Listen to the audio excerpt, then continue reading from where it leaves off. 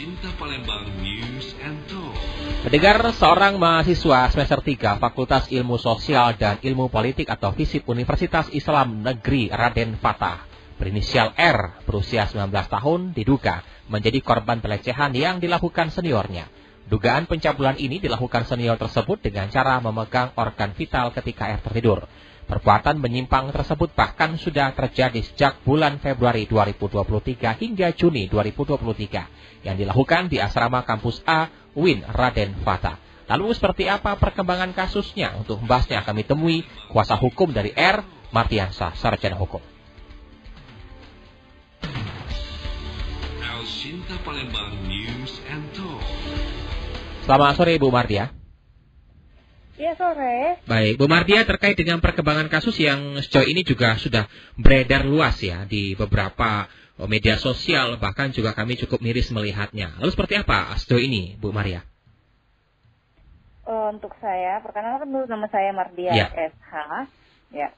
Untuk saat ini kami sebagai kuasa hukum dari saudara kami RS, klien kami, yaitu mahasiswa aktif di Universitas Islam Negeri Raden Fatah Palembang. Untuk saat ini kami sudah melaporkan ya kemarin tanggal 23 Oktober 2023 dan alhamdulillah sudah diterima oleh Polda dengan nomor laporan EP-696-X-2023 SPKT Polda Sumatera Selatan seperti itu. Jadi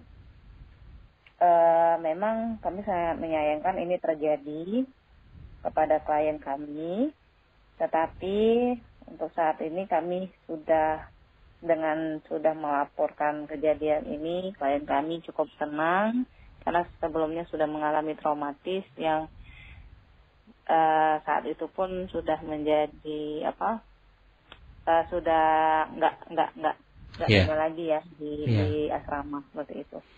Iya, ini dari video juga yang beredar karena korban sendiri juga karena mungkin sudah sering, kemudian juga merasa takut hingga akhirnya juga merekam peristiwa tersebut dan menjadi salah satu barang bukti yang dilaporkan ini Bu Mardia ya.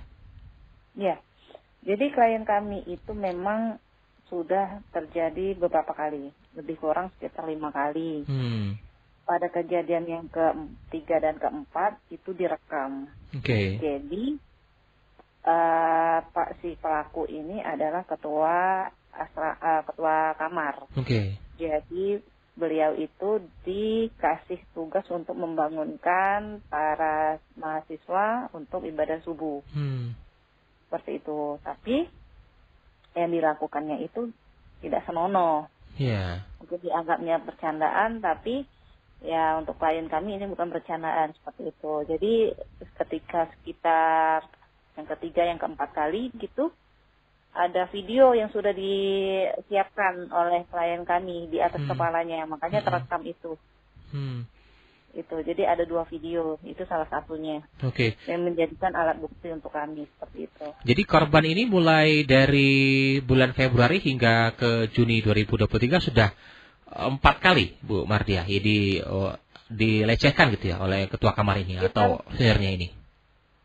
Ya, dari pengakuan klien kami itu sekitar 5 kali. 5 kali, bahkan sebelumnya itu, yang sebelum terekam itu ada yang lebih parah, itu tangannya itu masuk benar ke dalam celana. Baik. Jadi itu yang mungkin membuat R ini hingga akhirnya juga merasa risih. Namun dari bulan Februari hingga Juni ini kan sudah rentan waktu yang cukup lama hingga akhirnya mungkin memberanikan diri untuk merekam. Apakah tidak ada niatan dari korban untuk melapor kepada pihak kampus atau sebagainya hingga akhirnya mungkin kok baru sekarang gitu Bu Martia? Ya, secara psikologis sepertinya klien kami ini memang trauma dan takut ya untuk bercerita ke siapapun seperti itu. Untuk memberanikan diri melapor saja, ini pun kami cukup lama untuk membujuknya untuk membuat laporan ini seperti itu. Jadi memang secara psikologis dia trauma. Tapi apakah ada tekanan dari terduga tersangka ini, Bu? Kalau tekanan tidak ada ya, makanya dari klien kami itu langsung memilih tidak tinggal lagi di asrama. Oh, oke. Seperti itu. Padahal untuk mahasiswa awal itu dia harus wajib tinggal di asrama selama 2 semester seperti itu. Ya, ini kabarnya juga untuk korban juga mendapatkan beasiswa. Namun karena merasa risih hingga akhirnya mungkin tidak tinggal di asrama kembali, akhirnya juga beasiswa yang diterima oleh korban juga ini dicabut oleh pihak kampus. Benar, Bu Martia? Iya, betul sekali. Karena dinonaktifkan karena salah satu syarat untuk mendapatkan KIP itu menginap di asrama selama 2 semester. Seperti itu. Makanya karena klien kami tidak tinggal di asrama lagi, sehingga pihak UIN melakukan nonaktif untuk beasiswa KIP-nya itu. Oke. Nah, atas dasar laporan kepada pihak kepolisian dari dugaan adanya pelecehan dan sebagainya, dari pihak korban, apakah juga sudah menyampaikan ke pihak universitas dan bagaimana tanggapan dari pihak kampus ini, Bu Martia? Kami sudah melayangkan 2 surat ya. Jadi yang pertama itu nomor 089/YBH SSB /9 Romawi /2023 perihal mohon dikembalikan status sebagai mahasiswa beasiswa KIP dan nomor 051YBH /SSB 10/2023 yaitu permohonan mediasi dan pengembalian status mahasiswa bidik misi KIP. Nah, saat itu yang pertama itu tanggal 29 September. Jadi kami sudah melayangkan 2 berkas dan sudah dijawab juga dengan pihak UIN. Tapi pada jawaban ini pun tetap dinonaktifkan. Oke. Itu. Berarti tidak diindahkan dari surat yang dilayangkan gitu ya? Tetap dinonaktifkan karena menurut mereka sesuai perjanjian tetap wajib mengikuti mahat selama 2 semester. Gitu. Meskipun juga menjadi alasan dari korban ini tidak tinggal di asrama karena adanya dugaan pelecehan ini.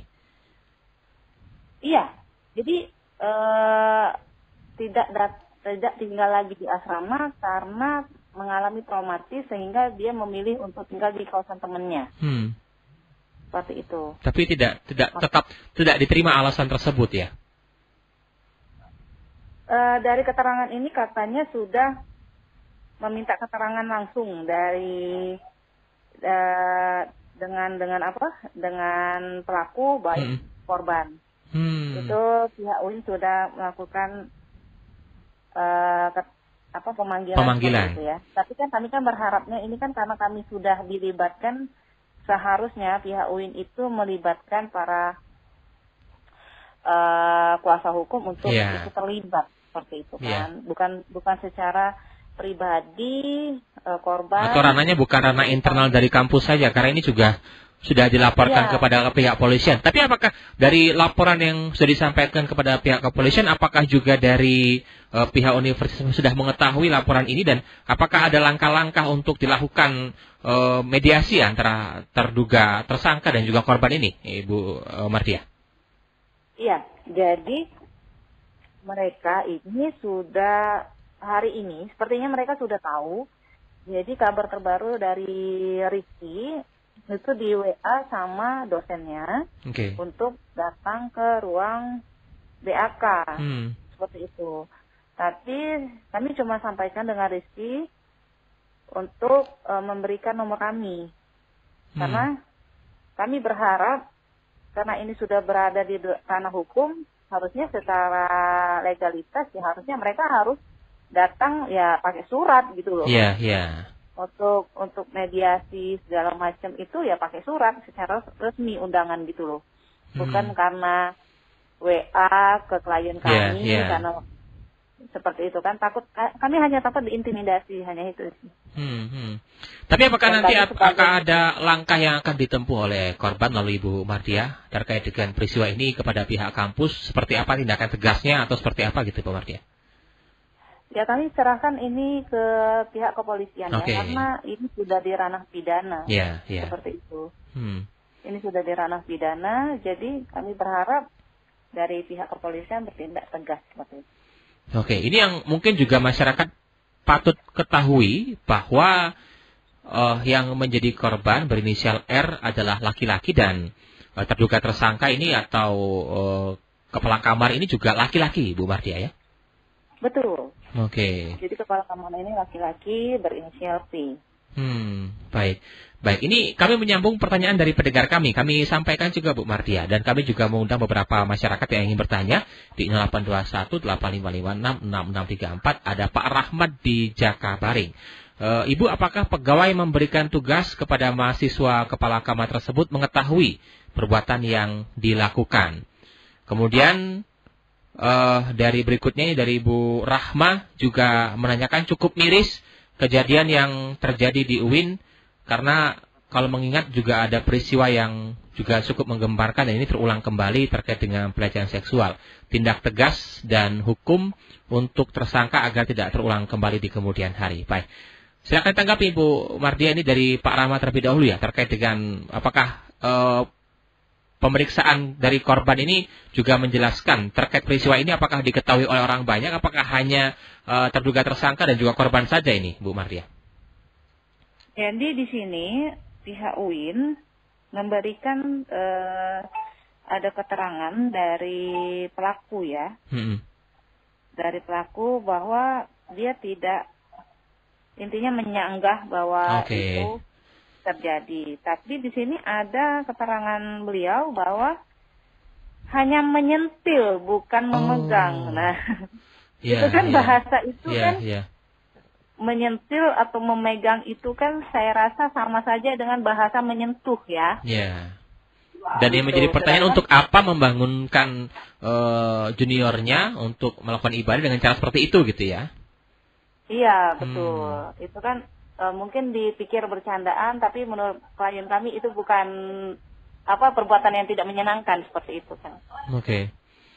Tapi dari keterangan korban ini, apakah hanya pada saat terduga ini membangunkan saja, atau di luar itu pada saat bertemu di ruang lingkup kampus atau di kesehariannya juga ada sedikit meletakkan titik kecurigaan dari tersangka ini memiliki sedikit perbedaan daripada umumnya laki-laki, atau seperti apa nih Bu Mardia? Kalau menurut pengakuan klien kami ya agak gemulai ya. Jadi kalau untuk kejadian itu biasanya si klien kami sedang tidur dilakukan itu. Seperti itu. Ya. Dari video yang kami terima juga itu cukup jelas sekali videonya ya, apalagi dilakukan pada saat lampu juga tidak mati atau dalam kondisi hidup lampu. Jadi cukup terlihat jelas.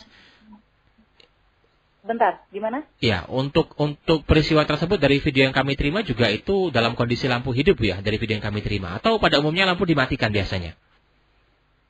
Iya, jadi memang di asrama itu lampunya hidup. Jadi memang klien kami kalau tidur dalam kondisi lampu dinyalakan. Iya. Ya, baik. Ini kami sambung lagi, pertanyaan yang masuk juga sama, ini dari Bu Suci. Untuk di asrama tersebut, di kamarnya itu tersedia berapa bed ranjang ya? Atau satu kamar satu orang, atau satu kamar berapa orang? Apakah semuanya mengalami hal yang sama, atau hanya kepada korban saja hal itu dilakukan? Baik. Ini gimana Bu Mardia? Biasanya kalau soal itu kami kurang paham, untuk dalam ruangan itu berapa orang kami kurang paham. Tapi dari dengar cerita Rizky memang ada yang lain juga diperlakukan seperti itu, hanya saya tidak berani untuk melakukan tindakan tegas. Jadi artinya bisa ditarik kesimpulan bahwa untuk korbannya ini bukan hanya satu orang.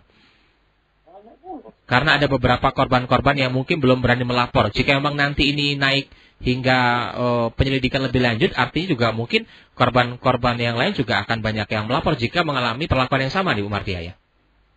Iya, kami untuk hal itu bukan di ranah kami ya. Jadi kami hanya memberikan apa yang klien kami sampaikan saja, seperti itu. Tapi kalau memang ada kelanjutan korban lain pun turut meminta bantu kami pun kami tetap siap untuk membantu. Oke, baik. Baik. Lalu sejauh ini bagaimana kondisi dari korban, Ibu? Apakah tetap melaksanakan perkuliahan seperti biasa atau karena trauma hingganya mungkin tidak berkuliah atau seperti apa?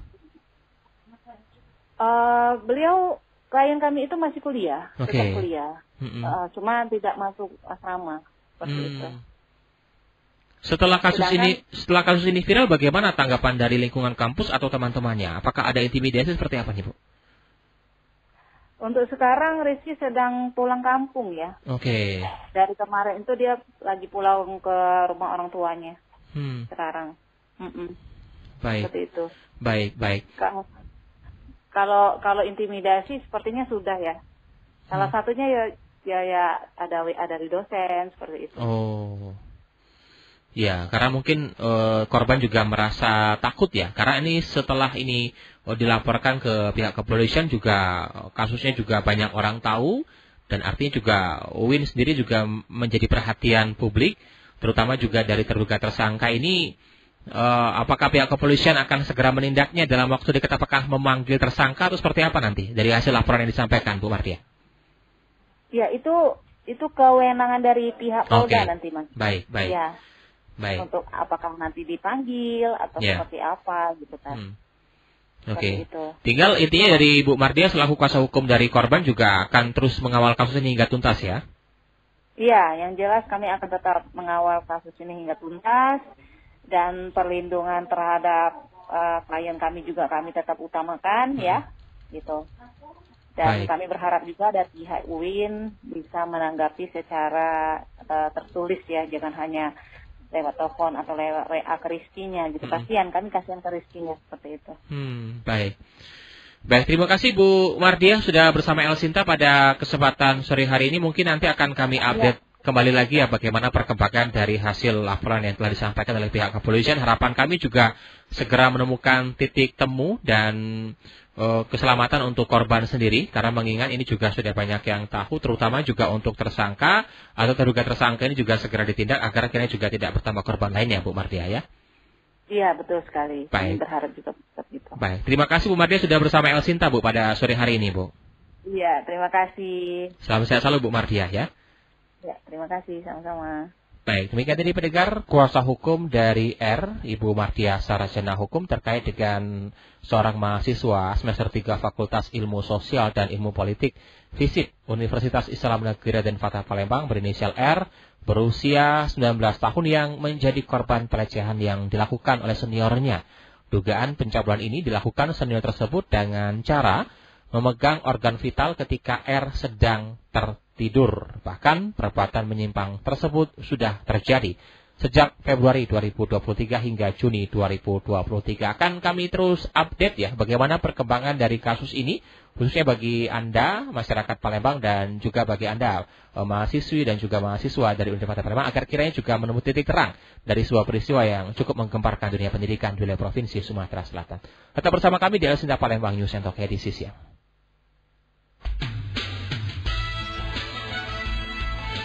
Anda sedang mendengarkan El Sinta Palembang News and Talk.